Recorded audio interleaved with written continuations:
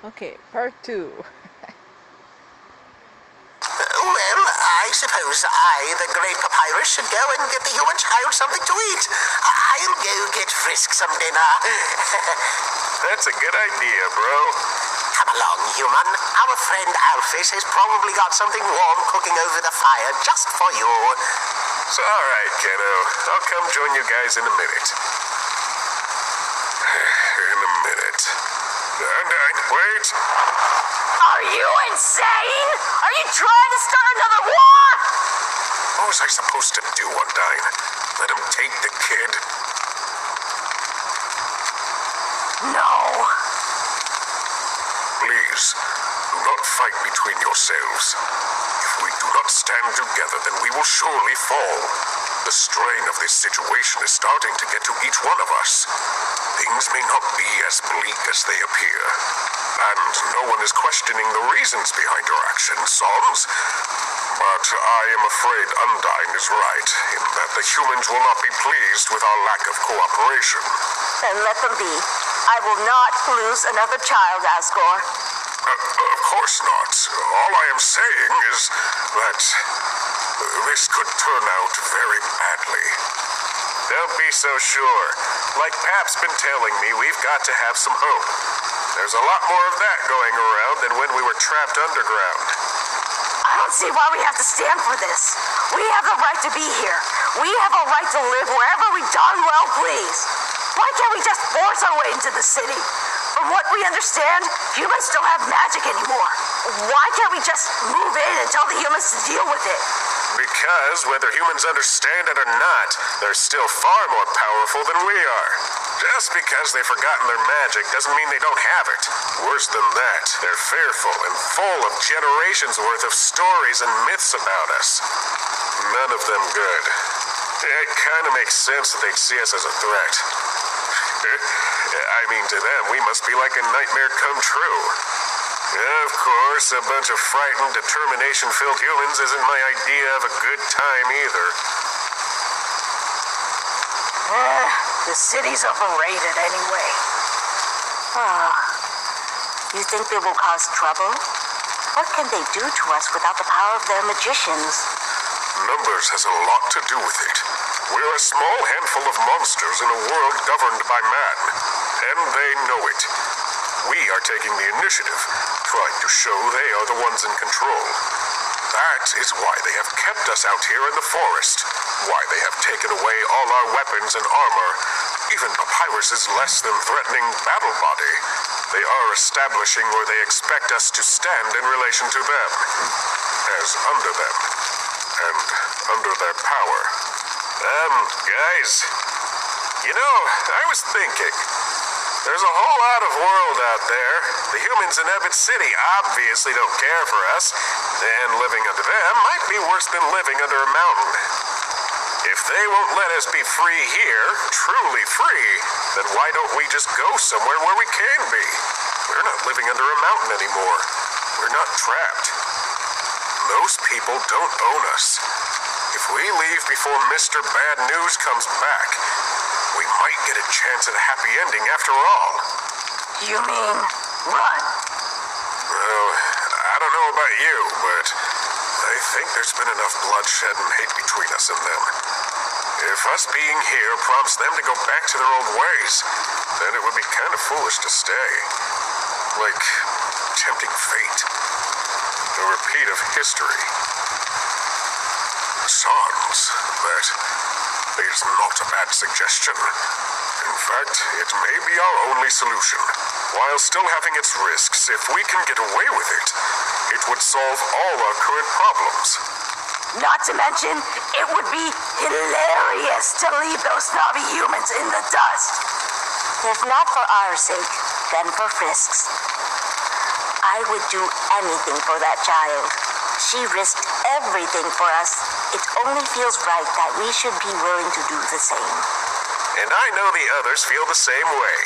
The kid's made a lot of friends and saved a lot of lives. If saving her means leaving the city, I'm sure they'll be all for it. Agreed. Then I suppose we had better decide this now. All in favor of leaving and making a life someplace else? Show of hands. Absolutely. Heck yeah! Yeah. Then it is decided. We leave tomorrow. Great. I'll go tell Pap, Alphys, and the kiddo. Oh, yes, of course. Indeed. Thank you, Sans. No problem. We got a skeleton done tonight, but now I'm bone tired. Night, guys. Good night, dear. Please send Frisk to my tent when she has finished eating. All right? You got it, Tori. Undyne, spread the word that we will be leaving tomorrow by noon. We will head back over the mountains and down the other side, away from the city. Yes, sir.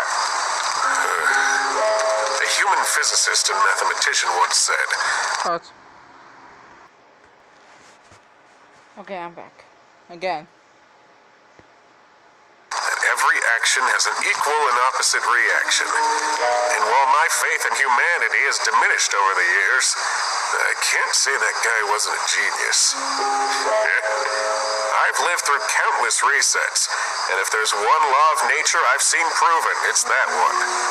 Everything we say or do affects the course of time. Everything affects everything else, and there are no exceptions. But there's also only so far one can stray from the core thread of time. Minor changes can happen, maybe even major change once in a while, but time always manages to move forward, altered and yet the same. So what happened? This is new, sure. There have been timelines where the humans didn't exactly welcome us with open arms, but they've never not let us into the city before. They've never not given us a choice. So what happened? Was it something I did? Something the kid did? Something must have happened. Something I missed. But I was not deterred. I continued my search through the heavy underbrush and was rewarded by finding both the human and my... Hey, you guys. brother. Oh, hello, Sans. Would you like some soup? There's still some left. Nah, thanks though, Alf. You know that stuff goes right through me. Sans, no puns. Well, if you're sure. How's the research coming? It's slow. Really slow. I'm not really having much luck at all, to tell you the truth. And it's actually kind of frustrating. I did not know you were working on something scientific, Dr. Alphys. Is that why you were not at the meeting tonight? Well, yes. She's just working on a little problem that's come up, Pap. That's all. Nothing to worry about. Sans, we've kept it from them long enough. They deserve to know. The human's strange behavior wasn't the only thing that was new. Unfortunately. Fine. Yeah, go ahead. Right. Okay. Where do I start? Papyrus, remember how when we first arrived on the surface, we all felt a little dizzy? Exactly. That's because what has happened has only affected us monsters.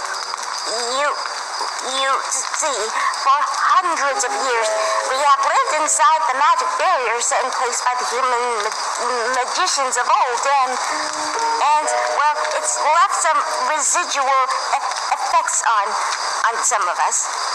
The mountain had been full of concentrated human magic, and, well, after so long, monsters began to take in some of it, some kind of environmental adaptation.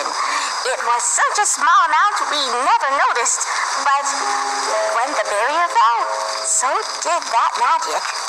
Now that magic, which unknowingly to the humans enabled us to survive those first few generations in the underground,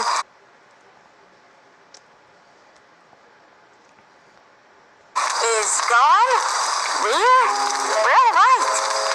But some destabilization has started to show up in some of us. Weakness that wasn't there before. That's what first got my attention. Little symptoms in some of us that pointed to glitches in their biological and magical composition. When I started looking into it, I came up with the theory I just told you. Of course, I could be wrong, but I don't think so. There's too much evidence supporting it. Does that make any sense?